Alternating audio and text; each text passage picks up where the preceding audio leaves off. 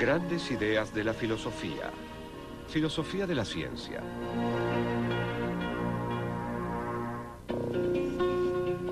La filosofía de la ciencia es el estudio crítico de la ciencia y el razonamiento científico. Se ocupa de preguntas como: ¿puede la ciencia explicar el mundo o tan solo lo describe? ¿Existe la ciencia verdaderamente objetiva? ¿Cuál es el límite entre la ciencia y la no ciencia? ¿Existen las leyes de la naturaleza? ¿En qué se diferencia la ciencia de otros campos de desarrollo humano como el arte, el derecho o la religión? A los filósofos de la ciencia les interesa la ciencia. ¿Qué son las ciencias? ¿Cómo se relacionan entre sí? ¿Cuáles son los resultados de la ciencia? ¿Qué hacen los científicos y demás? Por ejemplo, dentro de la biología realizamos diversos tipos de distinciones. A un nivel elemental, distinguimos entre animales y plantas, y de un modo más complejo, distinguimos entre el sistema inmunológico y el digestivo, entre otros.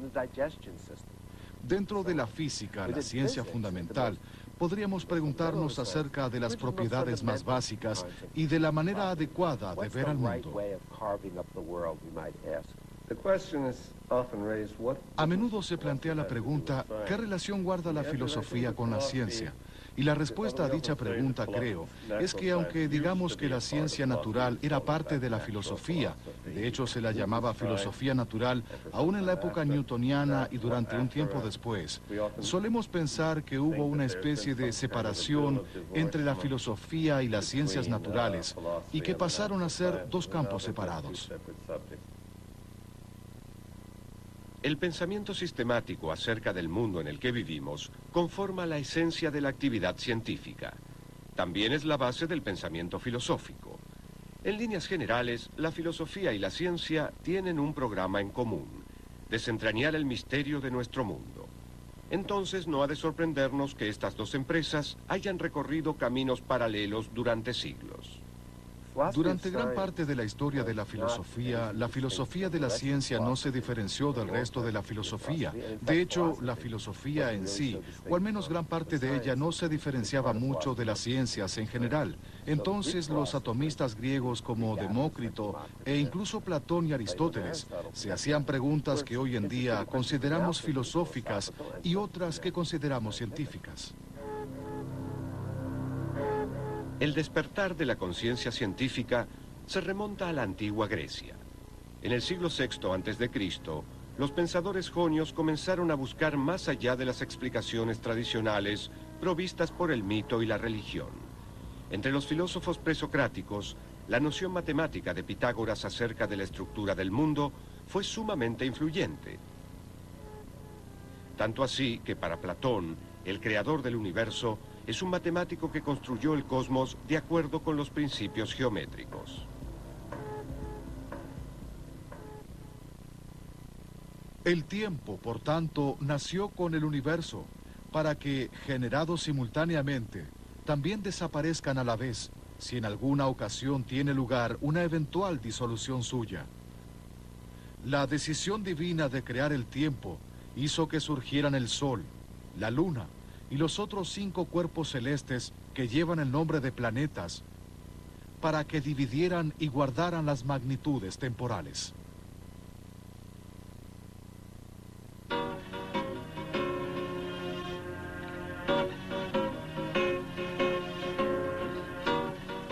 De todos los pensadores griegos que contribuyeron al desarrollo del conocimiento científico, Aristóteles fue quien marcó el rumbo de la ciencia occidental. Su obra abarca no solo todas las ramas de la filosofía, sino prácticamente todos los sectores de la ciencia y del saber humano. Fue él quien estableció las divisiones entre las ciencias físicas tal como las conocemos actualmente, y su visión del mundo dominó la civilización occidental durante aproximadamente 2000 años. Mientras que Platón tendía a idealizar, Aristóteles desplegaba su pasión de científico por deducir el saber de los hechos concretos. Aristóteles estaba interesado en los diferentes tipos de organismos biológicos que existen, cómo se relacionan entre sí, cómo se reproducen, cómo duermen, cuánto tiempo duermen, y también estaba interesado en preguntas filosóficas, tales como ¿cuál es la causa última de sus movimientos? ¿Por qué hay animales sobre la faz de la Tierra? Y por supuesto, también estaba interesado en preguntas filosóficas mucho más generales, como por ejemplo, ¿cuáles son las principales categorías de la existencia?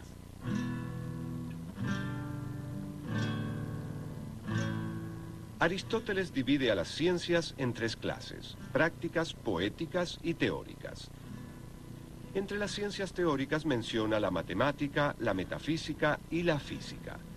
Para Aristóteles, la ciencia es el conocimiento verdadero y cierto, exactamente lo opuesto a la opinión. En su analítica posteriora, Aristóteles aplicó el rigor de la lógica, una disciplina creada esencialmente por él para formular un proceso metodológico a fin de adquirir conocimiento científico.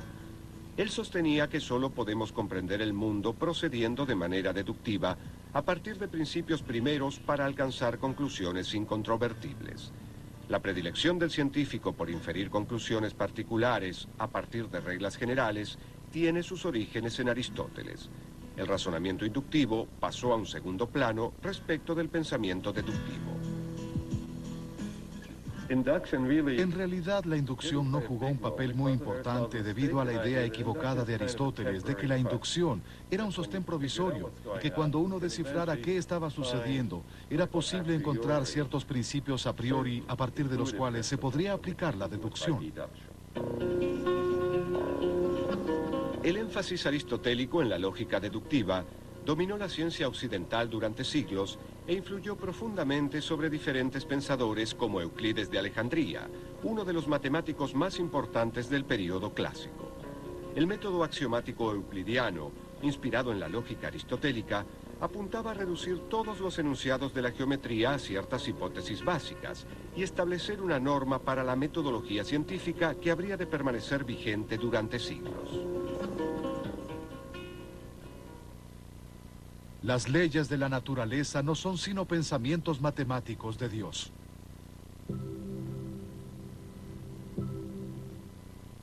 En la Edad Media, los científicos notaron que al tener un conjunto de hechos, era sencillo elaborar una serie de teorías para explicar dichos hechos. Guillermo de Ockham, un filósofo y teólogo del siglo XIV, propuso que para explicar un fenómeno es preciso optar por la explicación más sencilla. Puede no ser estrictamente la correcta, pero si se toma el camino más directo, hay mayores probabilidades de llegar a la respuesta adecuada más rápido. Este principio, que se lo conoció bajo el nombre de la navaja de Ockham, fue un hito en la historia de la metodología científica. La pluralidad no ha de ser postulada a menos que sea necesario.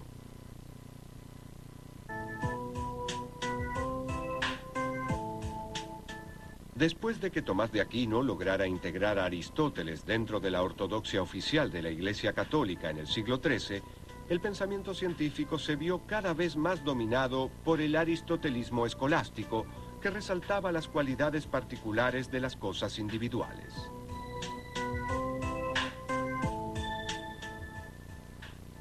En el aristotelismo había 4 elementos: tierra, agua, aire y fuego.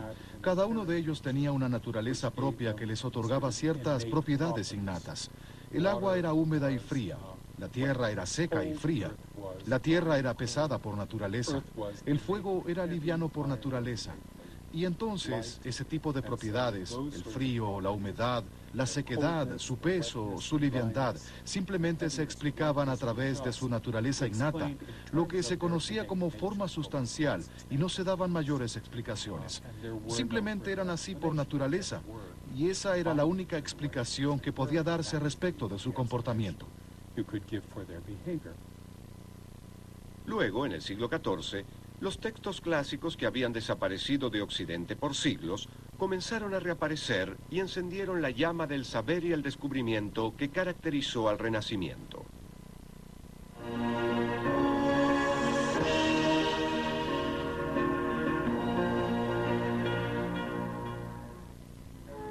Este periodo de ferviente actividad intelectual dio lugar al surgimiento de científicos como nunca antes se había visto.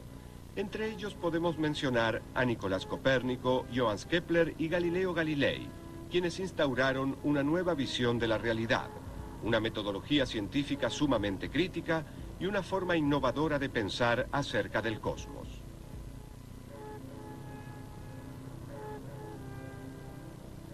¿Eran filósofos? ¿Se consideraban filósofos? Bueno, de cierta manera sí. Después de la publicación del Mensajero Sideral en 1610, Galileo abandonó la universidad e ingresó a la corte. En primer lugar, le ofrecieron el cargo de matemático del Gran Duque de Toscana en la corte de Florencia. Pero él insistió para servir como matemático y filósofo del Gran Duque.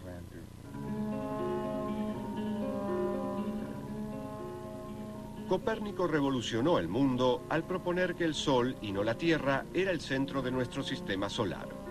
Kepler amplió la teoría del sistema copernicano, postulando que los planetas se mueven en órbitas elípticas y no en círculos perfectos como se creía anteriormente. La actividad científica de Galileo desafió la ortodoxia aristotélica, lo cual le ocasionó grandes dificultades con la Iglesia Católica.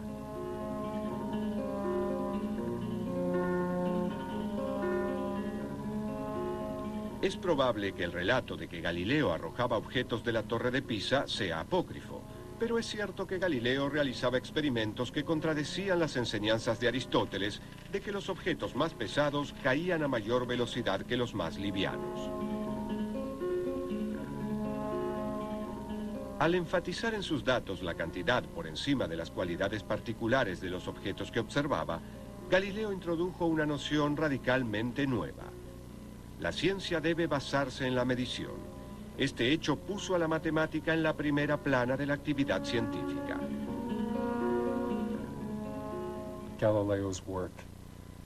Hoy en día se considera la obra de Galileo, por supuesto, en estrecha relación con el copernicanismo y su astronomía observacional, pero creo que sus contemporáneos lo consideraban al menos igualmente importante por haber descubierto cómo comprender la caída libre en términos matemáticos.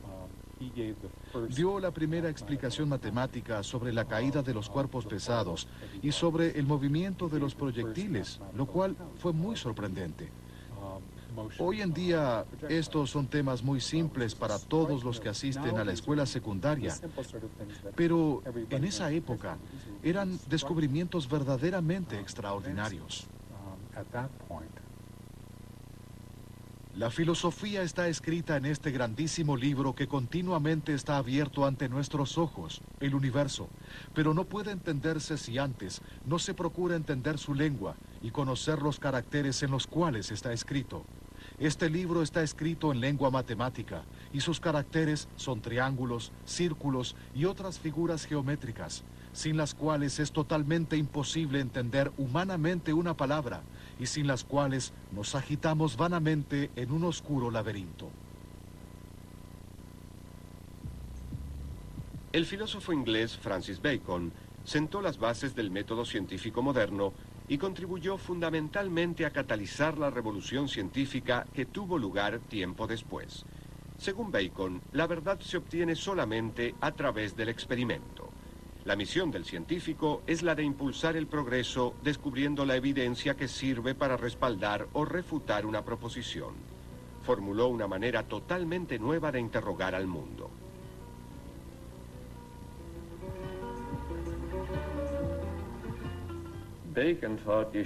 Bacon creía que se debían evitar las hipótesis abstractas por completo. Podría decirse que él quería que la ciencia funcionase como la ingeniería, en parte porque la ciencia medieval de la última época, que era la ciencia del siglo XV, todavía daba escasos resultados útiles, y él anticipó que ésta podía llegar a convertirse en algo mucho más útil aún. Él considera que la ciencia, comprender la naturaleza, es una manera de mejorar la vida de las personas.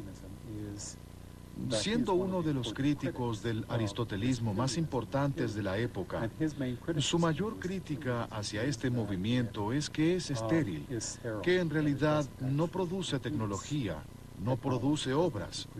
Él hace la siguiente analogía. La filosofía de la que se habla hoy en día es como los jóvenes, mucho parloteo y ninguna obra. En realidad, no produce nada. Cree en una nueva filosofía que realmente produzca tecnología y haga obras.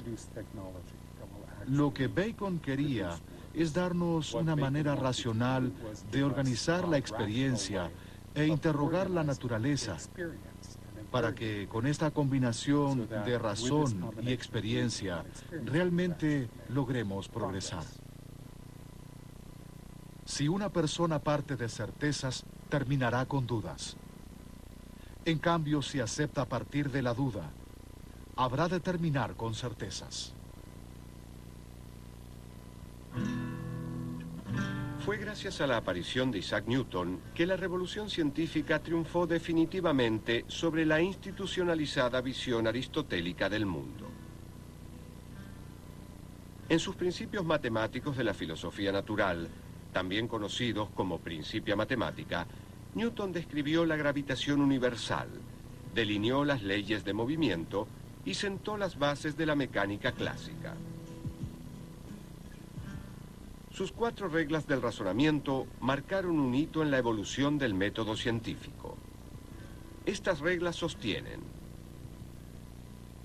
no admitir más causas que las que son verdaderas y bastan para la explicación de los fenómenos.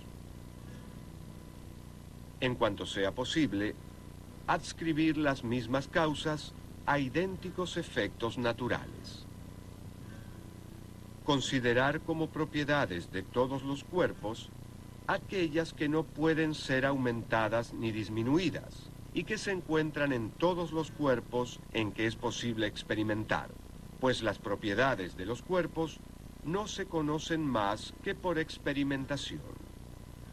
En filosofía experimental, tener por verdaderas las proposiciones inferidas por inducción a partir de los fenómenos.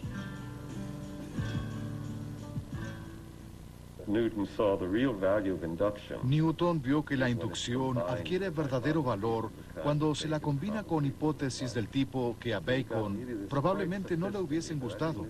Y esto es bastante sofisticado. Creo que a Newton se lo desestimó como filósofo de la ciencia. Newton creó una combinación bastante sofisticada de formación de hipótesis e inducción, que pasó a ser el característico enfoque británico de la física. Al establecer sus leyes de movimiento, Newton manifestó su implícita convicción de que las leyes rigen el comportamiento del mundo natural. Pero, ¿a qué nos referimos con leyes de la naturaleza? ¿Existen al igual que un árbol o una mesa? ¿Son entidades que hacen que las cosas sucedan y dirigen el universo físico como las leyes promulgadas por una legislatura? ¿O juegan un papel diferente dentro del cosmos? Una pregunta que sin duda será de gran interés para los filósofos es: ¿qué son las leyes? Cabe destacar que los científicos pueden llevar adelante su trabajo sin preguntarse realmente qué son las leyes. Por supuesto se preguntarán qué son las leyes, ya que están interesados en las leyes de la física, de la luz, de la gravedad, de la biología, de la teoría del aprendizaje y demás. Pero pueden investigar y descubrir estas leyes, o al menos hacer conjeturas sobre lo que las mismas pueden ser, sin haber respondido nunca a la pregunta ¿qué es una ley? Desde que Aristóteles declaró que es necesario conocer las primeras causas, una de las leyes fundamentales de la ciencia fue la de la causalidad, la noción de que siempre que se produce un cambio en el estado del mundo, algo tiene que haberlo ocasionado. Sin embargo, el filósofo escocés David Hume planteó que no existe evidencia irrefutable de que dicha causalidad sea una característica propia de este mundo. Asumimos que al arrojar una moneda, esta caerá al suelo porque ello es lo que ocurrió siempre en el pasado. pero que algo haya ocurrido en el pasado no es garantía de que ello vuelva a suceder en el futuro. Hume sostenía que el razonamiento inductivo que parte de la experiencia no manifiesta una ley de la naturaleza, sino un hábito de la mente. Si la causalidad no existe, la ciencia se encuentra en graves problemas. Entonces, ¿cómo utilizar hechos para respaldar una teoría científica si no se puede inferir una relación causal entre los mismos?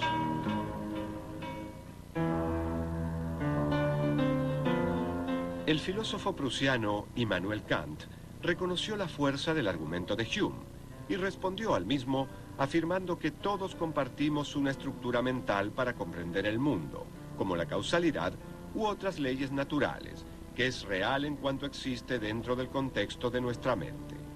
No es importante si existe o no en el mundo, porque ello sencillamente no puede llegar a conocerse. No podemos conocer más allá de lo que está en nuestra mente, con lo cual la realidad definida por las categorías de la experiencia, según Kant, comprende la totalidad del conocimiento humano. Provista del método científico de Newton y el argumento kantiano sobre el conocimiento, la ciencia hizo eclosión en los siglos XVIII y XIX. Uno por uno, los misterios de la naturaleza fueron develándose. Las especies evolucionaron, los objetos de la naturaleza interactuaron de manera predecible y los cielos obedecieron leyes incontrovertibles. El mundo tenía sentido y la razón triunfó sobre la ignorancia.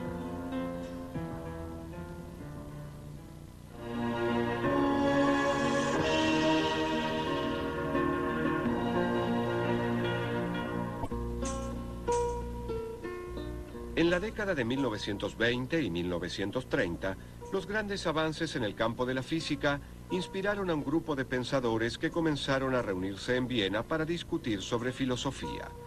A este grupo se lo conoció bajo el nombre del Círculo de Viena y dio origen al positivismo lógico, un movimiento que sostenía que el único discurso que tenía sentido era el científico. Si se deseaba afirmar algo sobre el mundo, debía haber alguna experiencia sensible a la cual remitirse para demostrar que el reclamo en cuestión era verdadero. A este concepto se lo denominó principio de verificación o verificacionismo.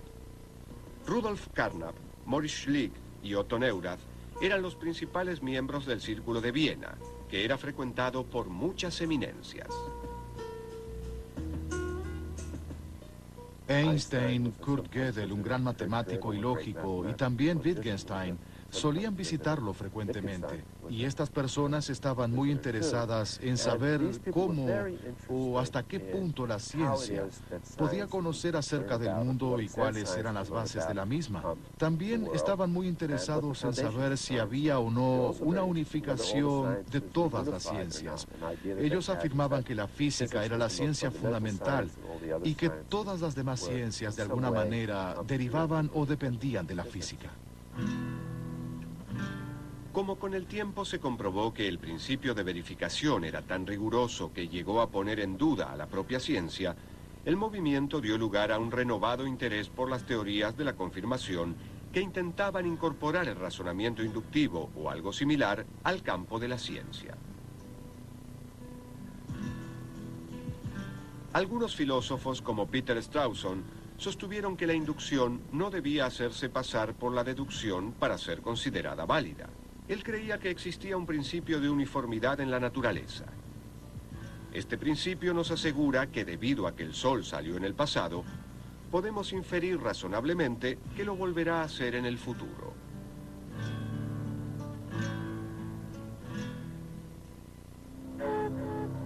El filósofo austríaco Karl Popper sostuvo que los científicos no infieren teorías de la observación imparcial de los hechos, sino todo lo contrario. Todos los problemas e hipótesis anteriores guían sus observaciones. En claro contraste con el verificacionismo del Círculo de Viena, Popper remarcó la importancia del criterio de falsabilidad. Una teoría no debe ser aceptada a menos que pueda determinarse qué experiencia o hecho demostrarían su falsedad. La tarea del científico es formular teorías y contrastarlas con sus observaciones.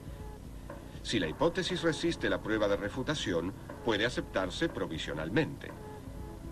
La gran ventaja de la falsación sobre la verificación es que 1000 observaciones no bastan para verificar una teoría, pero una sola es suficiente para refutarla. Popper tenía una visión general muy interesante sobre la naturaleza y el desarrollo de la ciencia y del conocimiento científico. Y pensaba que de hecho cualquier teoría que hubiera sido formulada sería refutada eventualmente, ya que podemos adquirir cada vez más conocimiento y nuestras respuestas pueden estar cada vez más cerca de ser correctas y verdaderas.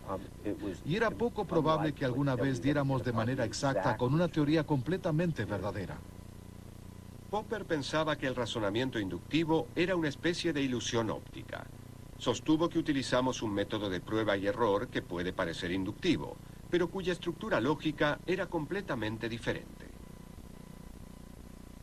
Las conjeturas son nuestros globos de ensayo. Las ponemos a prueba criticándolas y tratando de reemplazarlas, intentando demostrar que puede haber conjeturas mejores o peores y que las mismas pueden mejorarse. El lugar que ocupa el problema de la inducción ha sido usurpado por el problema de la bondad o maldad comparativa de las conjeturas o teorías contrarias que han sido propuestas.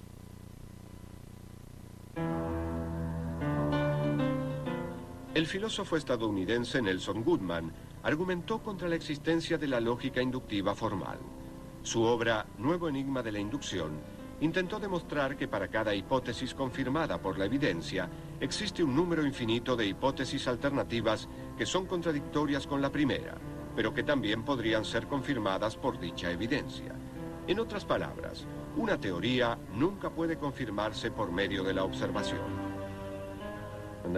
En un artículo publicado en 1947, Nelson Goodman, un filósofo maravilloso, relacionó las leyes con la inducción de un modo extraordinario. Y hoy en día, este tema es frecuentemente abordado, sugiriendo que las únicas hipótesis que pueden ser proyectadas de manera inductiva son las hipótesis tipo ley. Es decir, las hipótesis que se asemejan a las leyes en otros aspectos, además de sus características sintácticas. Una manera de rescatar a la inducción es dejar de querer alcanzar la certeza de la deducción y en lugar de ello, luchar por lograr la probabilidad estadística. La teoría de la confirmación bayesiana, que recibió su nombre en honor al matemático inglés del siglo XVII, Thomas Bayes, es un método de inferencia estadística que combina el sentido común y la evidencia observacional para posibilitar la inducción dentro de un mundo incierto. Es un modelo de realidad en el que se prefiere utilizar el concepto probablemente en lugar de siempre.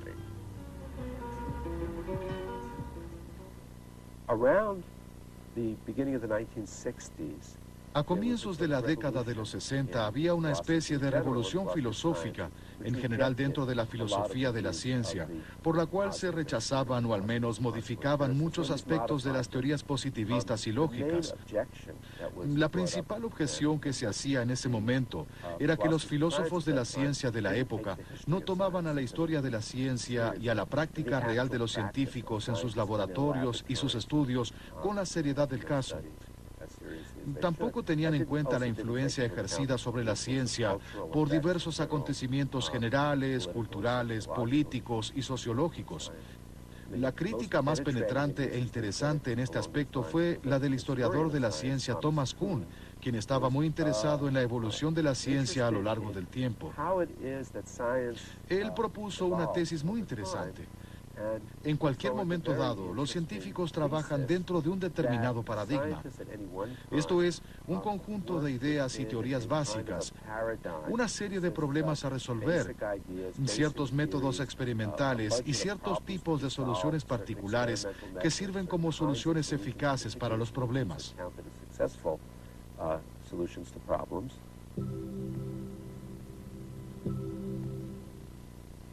Kuhn enfatizó la importancia del contexto histórico y social dentro de la actividad científica. Se preguntaba por qué en un momento dado de la historia algunas teorías se aceptaban mientras que otras no. Para encontrar la respuesta a dicha pregunta, Kuhn creó la noción de paradigma. Según Kuhn, un paradigma es una descripción científica del mundo que es generalmente aceptada y provee un modelo de investigación.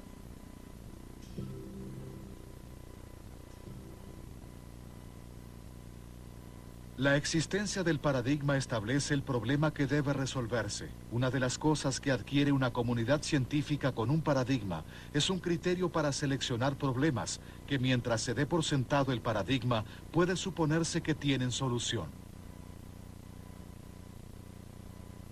Kuhn creía que Popper no había comprendido cómo progresaba la ciencia. La ciencia no se ocupa de crear teorías y luego confirmarlas o rechazarlas, sino más bien de solucionar problemas. El proceso sistematizado de resolución de problemas es lo que Kuhn denominó ciencia normal. Pero Kuhn también pensaba que en un cierto punto de la práctica de la ciencia normal, o mejor dicho, en varios puntos, surgirían problemas que no podrían solucionarse a través del paradigma teórico que había sido aceptado.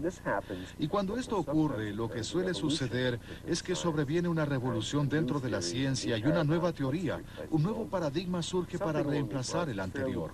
Algo similar a esto ha sucedido claramente, al menos algunas veces, a lo largo de la historia de diversas ciencias, típicamente en la física.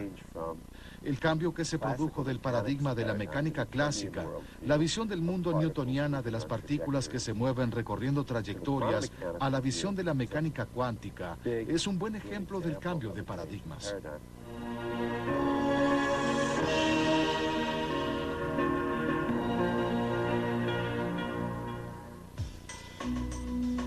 El siglo XX estuvo dominado por dos hallazgos en el campo de la física cuya rareza fascinó a los filósofos: la mecánica cuántica y la relatividad. Einstein estaba trabajando en una oficina de patentes de Berna cuando en 1905 expuso su teoría de la relatividad especial o restringida, una teoría que sostenía que no existe ningún sistema privilegiado de referencia. Dentro de la idea de naturaleza de Einstein, solo existe el movimiento relativo. Es imposible situar en forma objetiva un fenómeno cualquiera en el espacio y en el tiempo. Luego, en su teoría de la relatividad general, Einstein intentó unificar bajo un mismo principio la inercia y la gravedad, dos fuerzas de la naturaleza que se habían mantenido separadas desde el advenimiento de la física newtoniana. No es que se haya descartado a la física newtoniana, sino que la misma fue reemplazada. Las implicancias de la teoría de Newton todavía pueden ser aceptadas en su mayoría, pero la teoría de Einstein trajo consecuencias experimentales nuevas que se ajustan mejor a los experimentos reales. Y, de hecho, una de las consecuencias de la teoría de Einstein comprende un momento especial en la historia de la física. La teoría de la relatividad general de Einstein predijo que la luz que viaja cerca de un cuerpo tan pesado como el Sol sufriría los efectos de la gravedad. La teoría de Newton no postulaba esto, y en la década de 1920, Sir Arthur Eddington organizó la observación de un eclipse solar en la que habría de medirse si realmente la luz de las estrellas lejanas se desviaba al pasar cerca del Sol. Y de hecho descubrieron que los resultados se acercaban más a lo propuesto por la teoría de Einstein que la de Newton.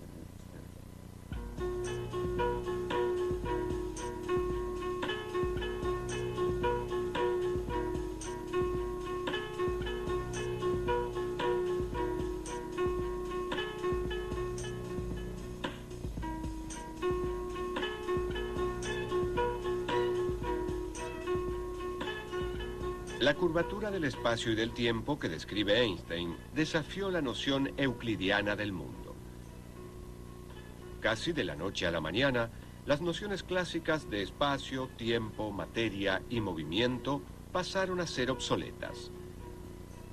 Había surgido un nuevo paradigma con implicancias que trascendieron el campo de la física.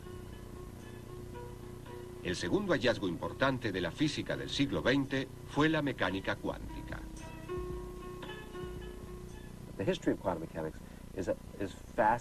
La historia de la mecánica cuántica es fascinante y dramática a la vez. La teoría se desarrolló por etapas a comienzos del siglo XX. Uno de los principales problemas que los físicos debieron enfrentar en esta época fue cómo pensar acerca del átomo. En un principio, al átomo se lo consideraba como una especie de sistema planetario en miniatura, con el núcleo en el centro y los electrones orbitando alrededor del átomo.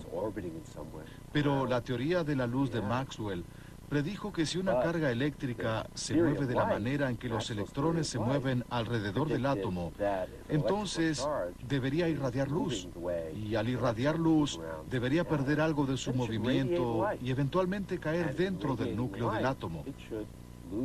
Por supuesto, si así es como se comportan los átomos, entonces el universo habría de colapsar, y queda claro que ello no sucede. Con lo cual, algo estaba equivocado.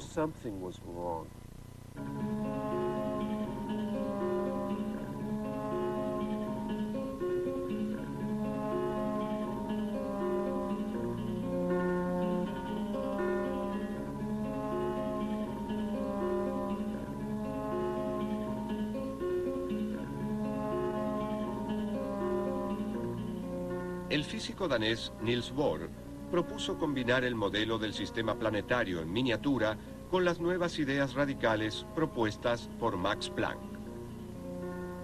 Planck sugirió que los electrones existen a niveles de energía fijos que están a una distancia fija del núcleo. Cuando un electrón salta a un nivel más cercano al núcleo, libera una descarga o cuanto de energía.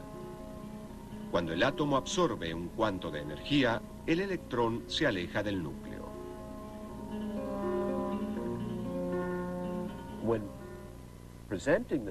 Al presentar la teoría, los físicos dirán a menudo que es posible realizar mediciones y determinar la posición dentro de un área muy pequeña de una partícula, un electrón, pero no es posible hacer simultáneamente mediciones de su velocidad y viceversa. Y esta visión fue desarrollándose. Y de hecho las partículas atómicas, los electrones y demás, no tienen simultáneamente posición y velocidad. Por supuesto, si uno se detiene a pensar en ello un momento, si uno considera a los electrones como partículas, ¿qué significa que algo tenga una posición pero no tenga velocidad? No me refiero a que no se conozca su velocidad, sino que no tiene velocidad.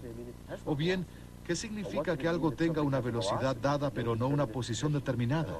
Todo esto es muy extraño.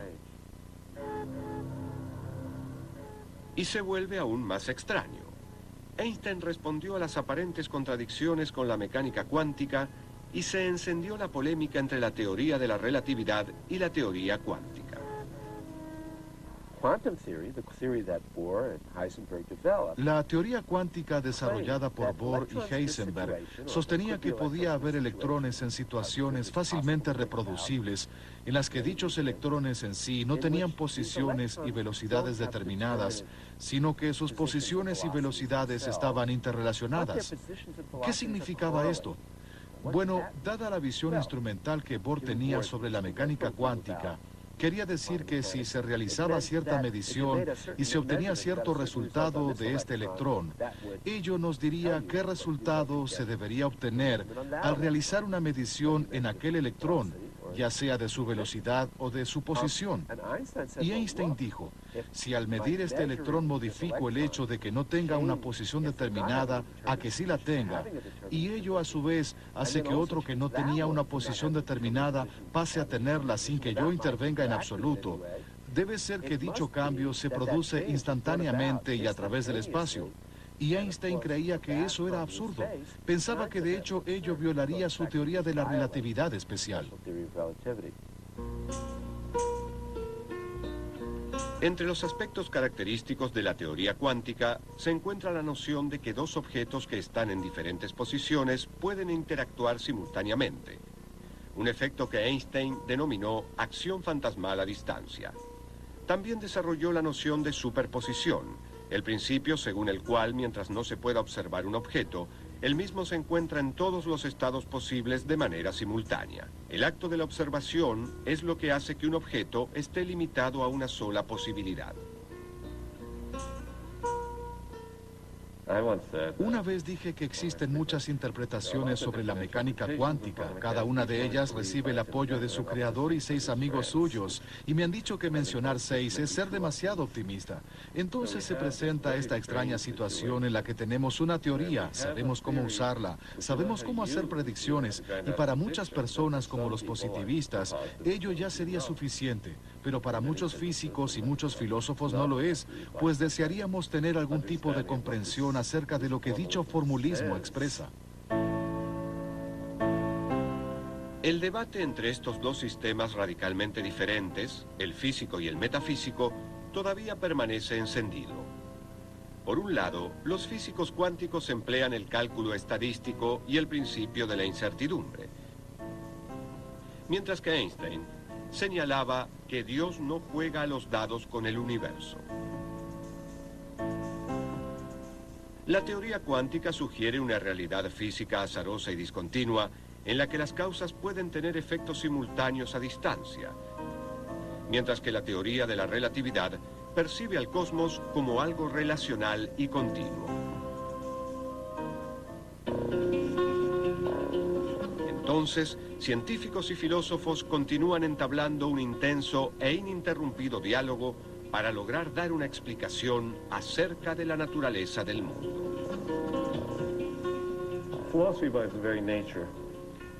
Por su propia naturaleza, la filosofía se ocupa de temas que no son considerados ciencia todavía, o que parecen ser intrínsecamente algo diferente a la ciencia, tal como la ética o la estética, o que se elevan a lo que a veces denominamos un metanivel, con cuestiones de metodología, niveles de significación y demás.